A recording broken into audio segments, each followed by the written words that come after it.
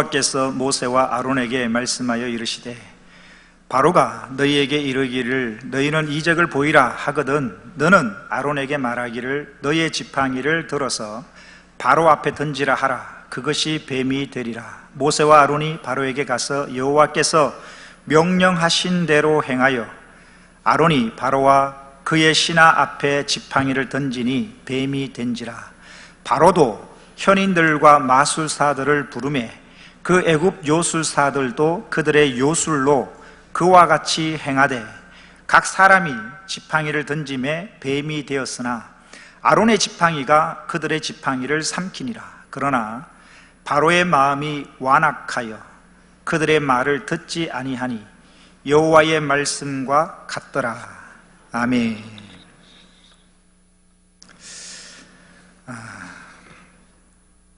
저는 이렇게 부침개 전도하면서 참 많은 은혜를 받습니다. 하나님께서 정말 우리 부침개 전도를 통해 기뻐하시는구나 라는 것도 많이 느끼는데요. 지난 이틀 전에 있었던 또 제가 보고를 해드리려고 여러분들이 부침개 전도를 하고 싶어도 직장 때문에 못 하시는 분들이 계시잖아요. 그래서 제가 보고를 드리려고요. 지난 이틀 전에 금요일 날 부침개 전도할 때는 또 어떤 일이 있었냐면 제가 이렇게 횡단보도 앞에서 이렇게 우리 전도지 이렇게 나눠주고 있는데 저기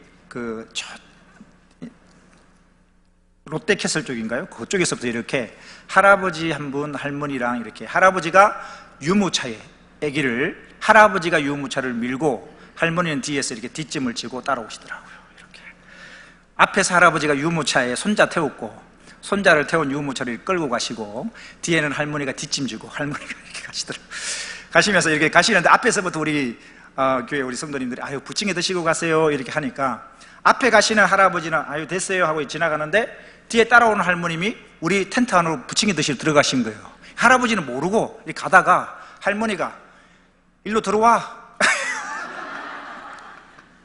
제가 그 할아버지 지나갈 때 유모차를 밀고 가실 때 제가 할아버님 부침개 드시고 가세요 했더니 아니 됐어요 라고 분명히 그려놓고 할머니가 이리 들어와 그러니까 유모차를 끌고 놀려서 텐트 안에 들어가서 이렇게 부침개 드시고 가셨어요. 그 이야기를 지난 어제 토요일 날 신방하면서 점심 먹으면서 우리 이야기를 나누다가 이중구 집사님이 그러시더라고요. 목사님 그 모습이 조금 있다가 우리 모습이 될지도 모릅니다 그러더라고요. 왠지 서글퍼지기도 하고 그래서 그런 찰나에 제가 인터넷에서 이런 글을 봤습니다. 남편이라는 글이 문자가 있더라고요. 문자가 이런 문자가 보십시오. 남편은 제목은 남편은인데요. 집에 안 들어오면 보고 싶고 집에 들어오면 답답하고 오자마자 잠자면 서운하고 안 자고 뒹굴거리면 짜증나고 말을 걸면 짜증나고 말을 안 걸면 짜증나고 누워있으면 나갔으면 좋겠고 나가 있으면 집에 좀 들어왔으면 좋겠고 늦게 오면 열받고 일찍 오면 괜히 불편하고 신경 쓰이는 남편은 참 이상한 존재다라는 글을 보았습니다. 아유, 제가 이 글을 보면서 이 글에 의하면 저는 굉장히 나쁜 남편입니다. 삼시세끼 집에서 밥 먹잖아요. 제가 무슨 출장을 가나요? 삼시세끼 집에서 밥 먹지 집에서 늘 붙어있지.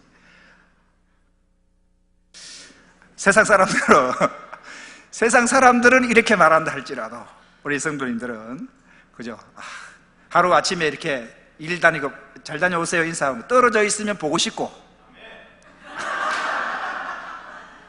그렇죠? 이래 떨어져 있으면 보고 싶고 옆에 있으면 더 행복하고 이런 우리 이영성 집사님 가정만 그런 것 같으네. 우리 모두 성도님들의 가정이 이렇게 되기를 주의 이름으로 축원합니다. 예. 참 이 세태가 요즘 그렇더라고요. 그래서 어제 이 신방 중에 점심 때 우리 이중구 집사님이 그러시더라고요. 지금 할아버지 할머님들이 어제도 어제 부침개 전도하면서 할아버지가 유모차 끌고 할머니가 뒤에서 지고 가시고 또 그렇게 한 번만 보는 게 아니라 다른 분도 부침개 전도를 할 때 봤는데 할머니 앞장서서 이렇게 가면 할아버지가 그 할머니 뒤에 이렇게 따라다니시더라고요. 그래서 이중근 집사님 그러시더라고요. 아유, 저 연세 되신 분들은 나이 들어서 이러지만 지금 세대는 젊어서부터 저렇게 산다고. 젊어서부터 저렇게 산다고. 젊어서 저렇게 살다가 나이 들면 더하다고. 우리 이 땅을 살면서 우리 이 계단 본당에서 3층에서 이렇게 내려가면 새가족실로 그렇게 내려가면 우리 야외 예배, 원래 야외 예배 찍은 그 큰 사진을 현수막으로 붙여놨습니다. 밑에 그죠? 가족 같은 교회, 천국 같은 가정. 이 땅에 살면서 정말 우리 가정이 천국 되었으면 좋겠다. 천국과 같은 우리 가정을 이루시는, 정말 밖에 있으면 집에 오면 천국 같고, 아내가 보고 싶고 남편이 보고 싶고 아이들이 보고 싶고 부모가 보고 싶은 그런 좀 행복한 가정. 그래서 세상 사람들 볼 때 저 가정 왜 저렇게 웃고 저렇게 행복할까? 그 비결은 예수 그리스도라고 말할 수 있는 우리 모든 성도님들 가정이 되시기를 주의 이름으로 축원합니다. 매주 이렇게 부침개 전도를 하니까요, 참 많은 것들을 생각하게 되고 깨닫게 하시고 많은 간증거리가 있는 것 같아요. 감사합니다.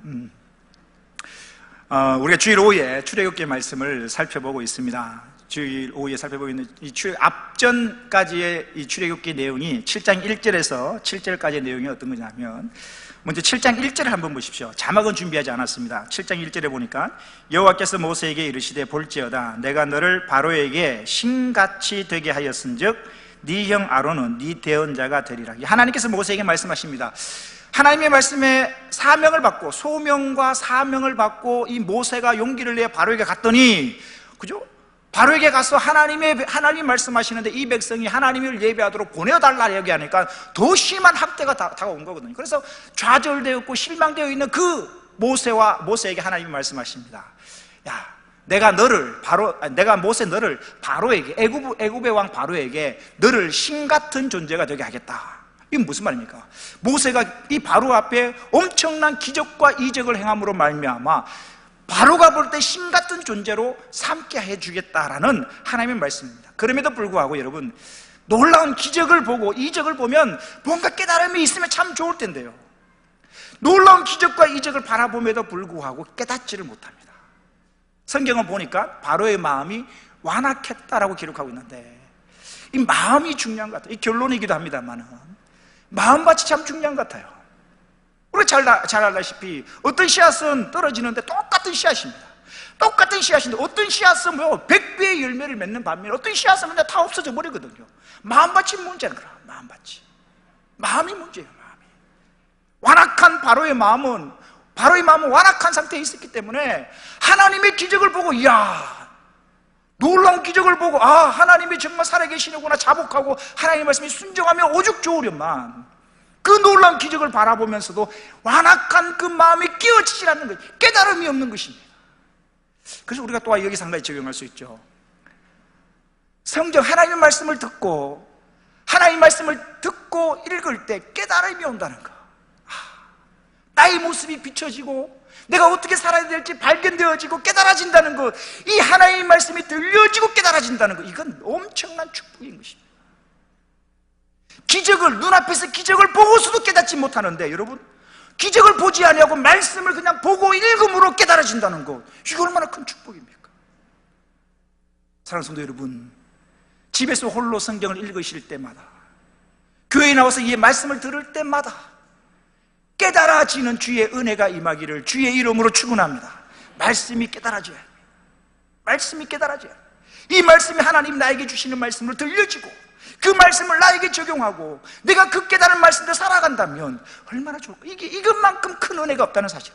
하나님의 말씀이 귀로 들려지고 그 하나님의 말씀이 오늘 나에게 주시는 말씀으로 깨달아진다는 것, 이것만큼 놀라운 축복이 없다는 사실입니다. 출애굽기를 보면서, 바로의 마음을 보면서 우리는 느낍니다. 저는 느낍니다. 눈으로 기적을 본다고 해서 하나님을 믿게 되는 건 아니구나. 기적을 경험한다고 해서 하나님 앞에 자복하는 건 아니구나. 그렇다면 여러분, 기적을 보지 않고도 하나님 말씀 앞에 무릎 꿇고 기적을 보지 않고도 하나님 말씀이 들려지고 그 하나님 말씀에 순종하며 살아간다고 하는 것 자체가 얼마나 놀라운 기적인지요.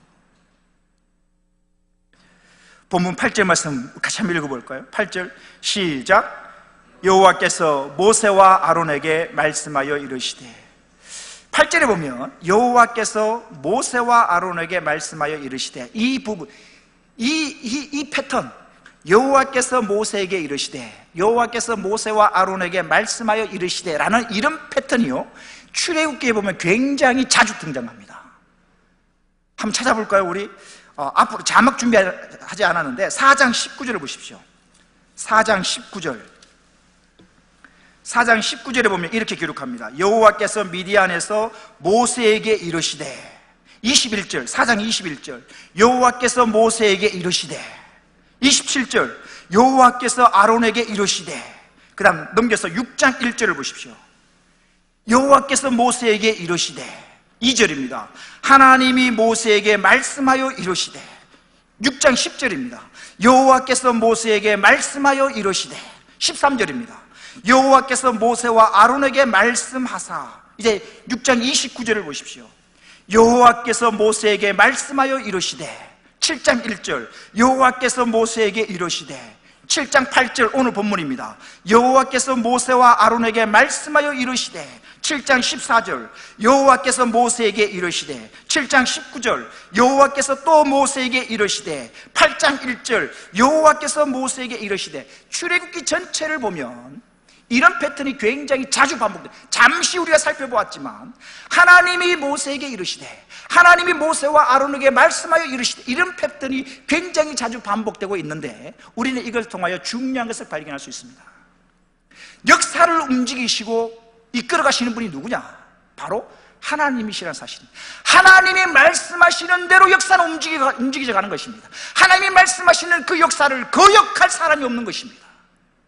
겉으로 볼 때는 바로 앞에 모세와 아론이 서 있는 것처럼 보일 줄 모르지만 역사를 움직이는 것은 하나님이 말씀하시는 대로 역사는 이루어지는 것입니다.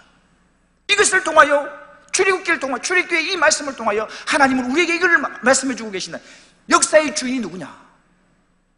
이 역사가 누구에 따라 움직여지는가? 바로가 좌지우지하고 바로에 따라 움직여지는 게 아니라 하나님이 말씀하여 이르시되, 하나님의 말씀에 따라 이 세상 모든 것들이 움직여가고 있다는 것을 우리 성경을 통하여 우리에게 말씀해 주고 계신다는 사실입니다. 사랑하는 성도 여러분, 하나님의 말씀에 거역하여 일어날 수 있는 일은 그 누구도 없습니다. 하늘을 나는 참새도 하나님이 허락하지 아니하시면 한 마리도 땅에 떨어지지 않는다는 사실입니다. 또 하나, 이것을 통하여 우리가 알 수 있는 것은 하나님은 말씀하시는 분이시고 우리는 그 말씀에 순종해야 될 사람이란 사실입니다. 우리가 성경에 많은 인물이 나오고 있습니다만은 그 인물들을 보십시오. 하나님은 모세에게 말씀하십니다. 그리고 모세는 그 하나님 말씀에 순종을 하고요. 하나님께서 아브라함에게 말씀하십니다. 그러면 아브라함이 그 말씀에 순종을 합니다. 하나님이 이삭에게 말씀하십니다. 애굽으로 내려가지 말고 이 땅에 머물러라. 그러면 이삭은 그 하나님 말씀에 순종합니다. 이러한 패턴들이 성경이 전부라고 말할 수 있습니다. 하나님은 말씀하시는 분이시고 사람은 하나님의 그 말씀에 순종함으로 나타나는 것을 발견할 수 있습니다. 사랑하는 성도 여러분, 우리의 본분이 뭐냐? 내가 해야 될 일이 뭐냐? 확실하고 분명한 것은 하나님 말씀에 뭐 하는 것? 순종하는 것이라는 겁니다. 하나님 말씀에 능력이 있기 때문입니다. 하나님은 말씀하시는 분이십니다. 우리는 그 말씀에 순종해야 될 사람입니다. 오늘 오후에 나온 저와 모든 성도님들이 하나님이 말씀하시는 대로 이 세상 모든 것들이 움직여질 뿐만 아니라 나는 하나님의 말씀에 순종해야 될 사람인 것을 알아. 주님의 그 말씀을 가슴에 새기고 하나님의 말씀을 귀히 여기며 그 말씀대로 살아가는, 순종하며 나아가는 저와 모든 성도님 되시기를 주의 이름으로 축원합니다. 그래서 출애굽기는 별거 아닌 것처럼 우리가 쉽게 넘어갈 수 있는 것처럼 보자면 굉장히 자주 반복합니다. 여호와께서 모세와 아론에게 말씀하여 이르시되, 여호와께서 모세에게 이르시되. 왜 자꾸 이렇게 반복하는가? 하나님은 말씀하시는 분이십니다. 바로가 아무리 발버둥 쳐도 말씀하시는 하나님이 이루시는 거죠. 예레미야 말씀하시는 분이 이루시고, 그죠? 말씀하시는 분이 성취해 가시는 것을 하나님이 우리에게 알려주고 계신다는 사실입니다. 주님의 말씀에 거역하는 인생만큼 괴로운 인생이 없습니다. 바로 인생을 보십시오. 자신이 애굽의 왕입니다. 그래서 하나님의 말씀을 소홀히 여깁니다. 하나님의 말씀을 거역하며 삽니다. 하나님의 말씀을 거역하며 잘 살 수 있을 것이라 착각합니다. 하나님의 말씀에 거역하는 인생은 참으로 괴로운 인생입니다. 굉장히 여러 가지 하나님의 재앙을 받게 됩니다. 이 땅을 살면서 행복하게 살 수 있는 방법, 그 진정한 비결은 창조주 하나님의 말씀에 순종하며 산다는 것입니다. 우리 다시 마음을 다잡으십시다. 내가 어떻게 살 것인가? 간단합니다. 하나님이 말씀하신 대로 사는 겁니다. 하나님 말씀에 순종하며 사는 것입니다. 그것이 오늘 본문에 여러 군데서 발견되어지는 것입니다. 다시 본문 7절을 보십시오. 여호와께서 모세와 아론에게 말씀하여 이르시되 바로가 너희에게 이르기를 너희는 이적을 보이라 하거든 너는 아론에게 말하기를 너희의 지팡이를 들어서 바로 앞에 던지라 하라. 그것이 뱀이 되리라. 9절에 보면 다시 보시면 바로가 너희에게 이르기를 너희는 이적을 보이라. 너희는 이적을 보이라. 이게 무슨 말씀이냐면 이런 얘기입니다. 이 당시에 내가 어떤 신의 보내심을 받아서 온 신의 사신이다라고 말을 한다면 그 너를 보낸 신의 존재와 너가 신이 보냈다는 사실이라는 것을 증명하기 위해서 이적을 보이는 것이 통상적인 방법이었습니다. 그래서 바로는 당연히 내가 하나님의 명령을 받고 왔다면 당연히 너가 이적을 보여봐. 이적을 보임으로써 너를 보내신 하나님의 존재를 증명하고 네가 그 하나님의 보내심을 받은 사실이라는 것을 증명해봐 라고 말하는 것입니다. 이게 일반적입니다. 그래서 바로는 얘기하죠. 그래? 그럼 너 이적을 보여봐. 이적을 보임으로써 너가 섬기는 하나님의 존재를 증명하고 네가 그 하나님의 부르심을 받아왔다는 사실이라는 것을 증명해봐 라고 이야기를 할 거라는 것입니다. 그러면 자 9절 다시요. 바로가 너희에게 이르기를 너희는 이적을 보이라 하거든 너는 아론에게 말하기를 너희의 지팡이를 아론의 지팡이를 들어서 바로 앞에 던지라 하라. 그것이 뱀이 되리라. 하나님은 아론의 지팡이가 과거 모세의 지팡이와 마찬가지로 뱀이 될 것이라고 말씀하고 계십니다. 하나님께서 이 아론의 지팡이로 뱀이 되게 하는 이적을 행하라고 명하신 것은 단순히 초자연적인 능력을 과시하려는 의도에서 뿐만이 아닙니다. 이 애굽을 상징하는, 그리고 애굽의 왕인 이 바로를 상징하는 동물이 있는데 뭐냐? 뱀입니다. 뱀 중에서도 코브라입니다. 여러분 애굽 영화 이렇게 모세와 관련돼서 이 당시 영화를 보면 바로의 왕관이나 바로가 차고 있는 허리띠에 보면 이 코브라 문양이 굉장히 나옵니다.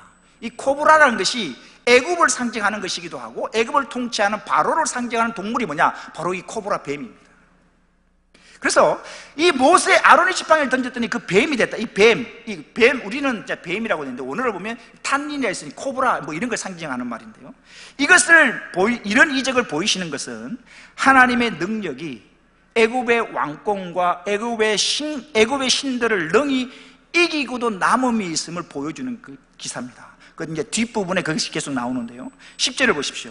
이렇게 하나님이 모세와 아론에게 말씀하시죠. 바로 앞에서 이렇게 행하라 라고 이렇게 말씀하시니까 이 하나님의 말씀을 들은 모세와 아론의 반응이 10절에 나옵니다.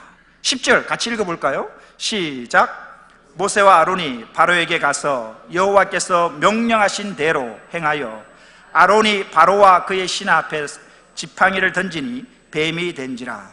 자, 우리가 이 서두에 말씀드렸습니다. 하나님은 말씀하시는 분이고 하나님의 말씀을 들은 사람들의 반응은 순종이다라고 제가 서두에 말씀드렸는데, 하나님께서 말씀하시고 그러면 이 모세와 아론이 어떻게 반응했는가? 10절 다시 보시면 모세와 아론이 바로에게 가서 여호와께서 뭐 하신 대로? 명령하신 대로 행하여. 이게 무슨 말이냐? 하나님이 말씀하신 그대로 하나도 더하거나 빼미 없이 하나님이 말씀하신 그대로 했다는 이야기입니다. 이게 하나님의 말씀 앞에 선 백성들의 반응이 되어야 합니다. 하나님은 말씀하시는 분이시고 우리는 그 하나님이 말씀하신 그대로 행해야 될 사람이라는 사실입니다. 사랑하는 성도 여러분, 하나님의 말씀대로 행한다는 것, 성경에 기록된 대로 행한다는 것, 이것만이 진정한 형통의 비결입니다. 하나님의 말씀을 더하고 빼는 게 아니라 말씀하신 대로 성경에 기록된 대로 행하며 사는 것, 이것이 진정한 형통의 비결입니다. 여호수아 1장 8절 다 같이 읽어보겠습니다. 시작.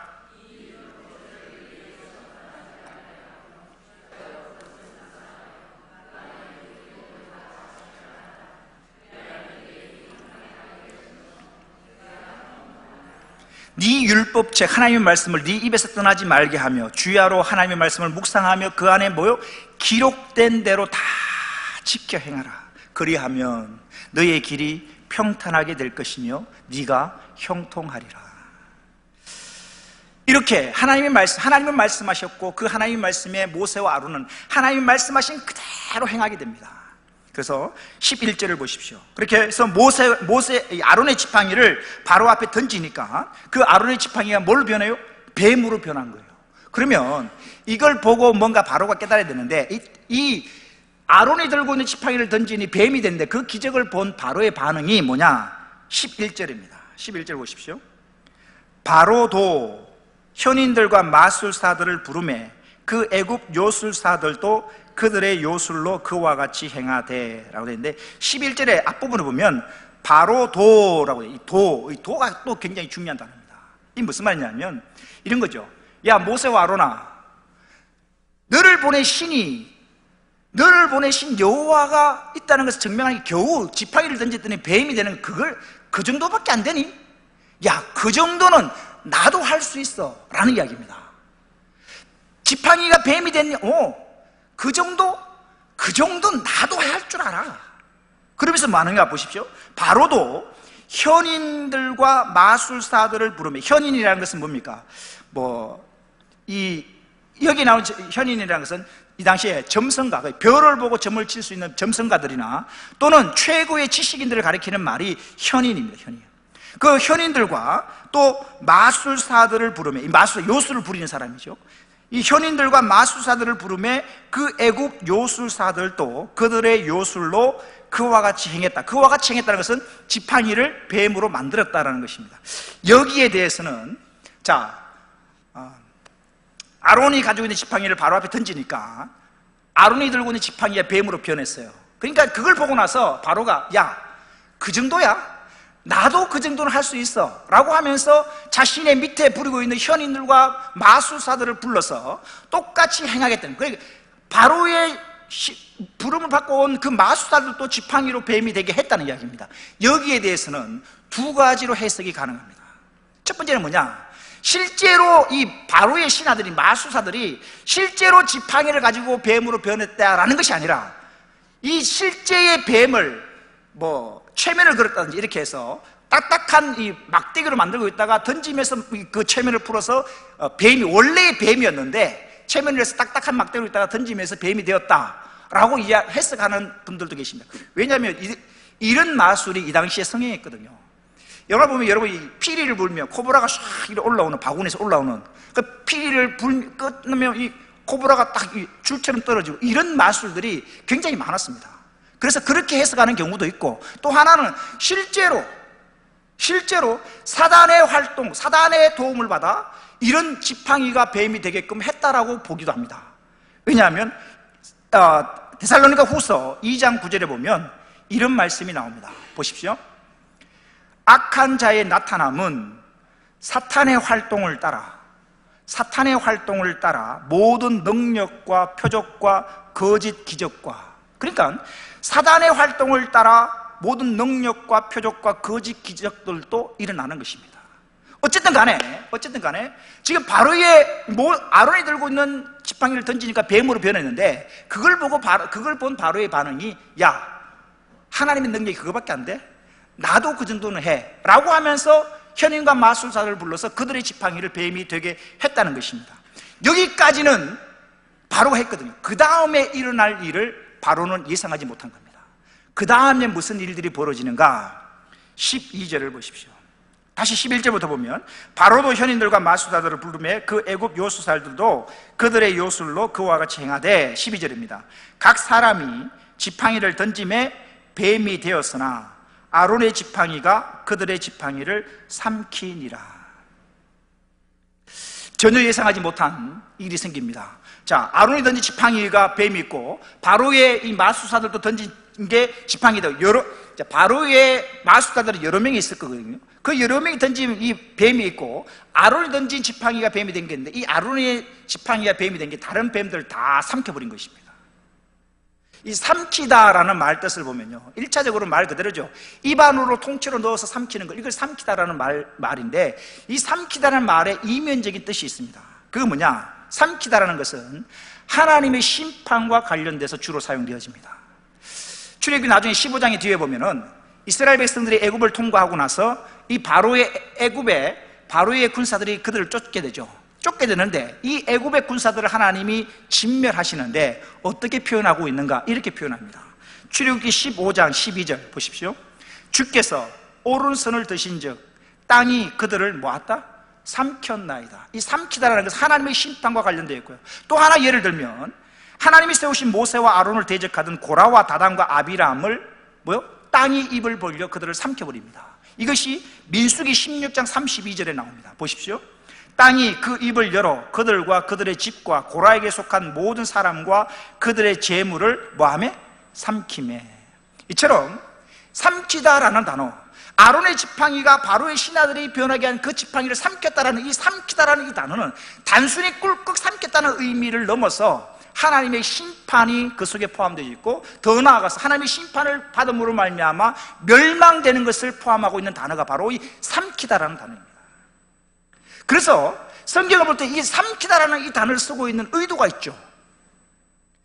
아론의 지팡이가 애굽 술객들의 지팡이를 삼켰다는 것은 단순히 하나님의 능력이 이 바로의 그 마술사의 능력보다 뛰어나다는 것을 말하는 게 아니라 하나님께서 애굽 바로가 섬기는 그 모든 신들을 하나님이 심판하실 것이고 결국은 그 애굽을 하나님이 멸할 것이라는 하나님의 심판의 메시지가 담겨있는 단어가 뭐예요? 삼키다라는 단어가 그 속에 포함되어 있는 것입니다. 그럼 여러분 보십시오. 자,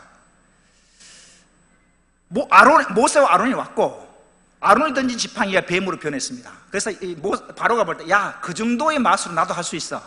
자기 신하들을 불러서 똑같이 마술을 행했습니다. 자, 거기까지는 여호와와 자기가 대등한 것처럼 보여줄 줄 모릅니다. 근데 그 다음 일은 예상하지 못한 거거든요. 아론의 지팡이가 그들 다른 지팡이를 다 삼켜버린 것입니다. 여러분, 그걸 눈앞에서 지켜봤던 바로의 심정이 어땠을까요?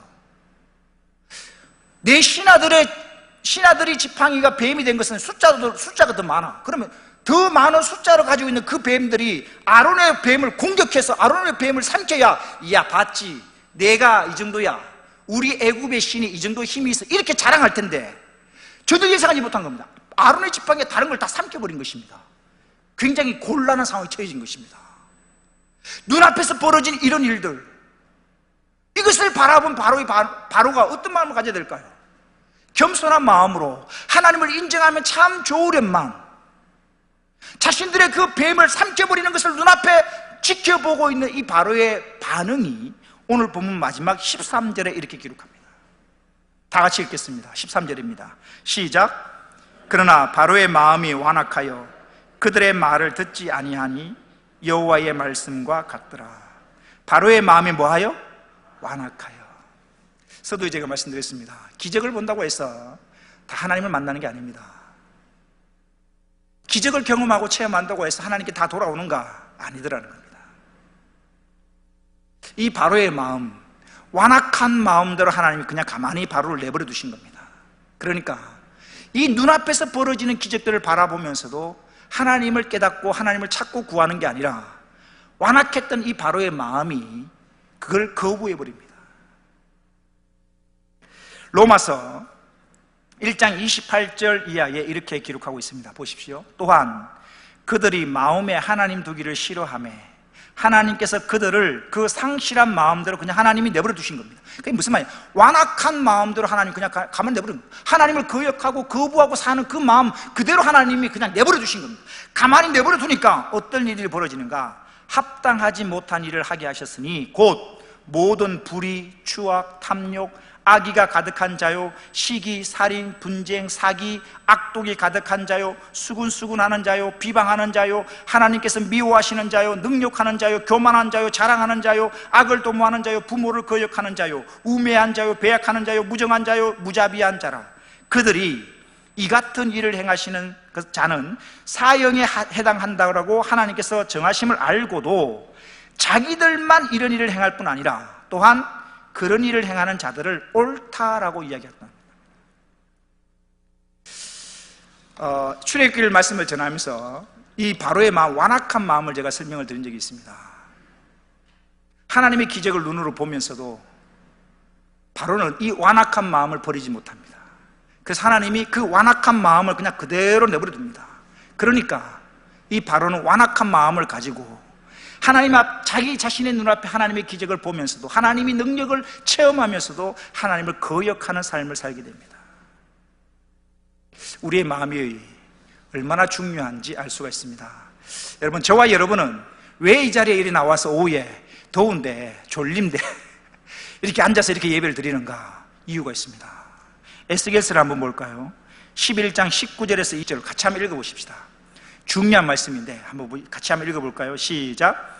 내가 그들에게 한 마음을 주고 그 속에 새 영을 주며 그 몸에서 돌 같은 마음을 제거하고 살처럼 부드러운 마음을 주어 내 율례를 따르며 내 규례를 지켜 행하게 하리니 그들은 내 백성이 되고 나는 그들의 하나님이 되리라. 여러분, 에스겔서 방금 읽었던 이 말씀 굉장히 중요한 것입니다.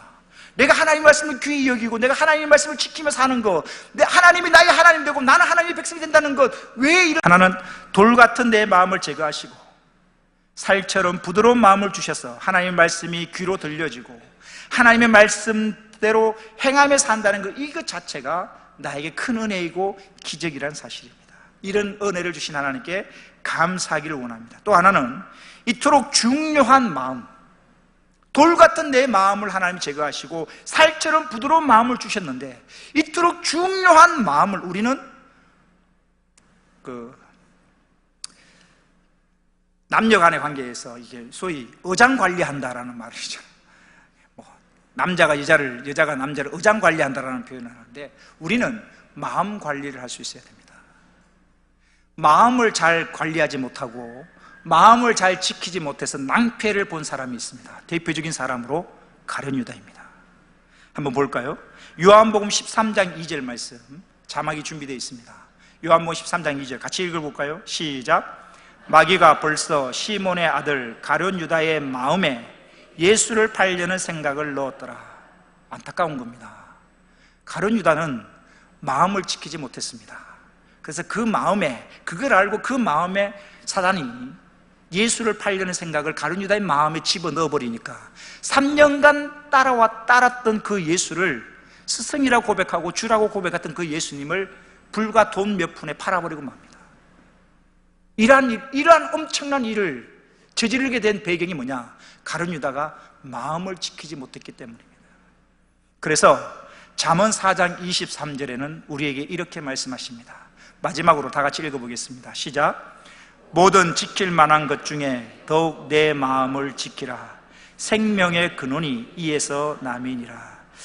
사랑하는 성도 여러분, 주님이 돌 같은 내 마음을 살처럼 부드럽게 하셨는데 이 은혜를 기억하셔서 우리의 마음을 잘 지켜서 우리의 마음이 늘 옥토밭이 되기를 주의 이름으로 축원합니다.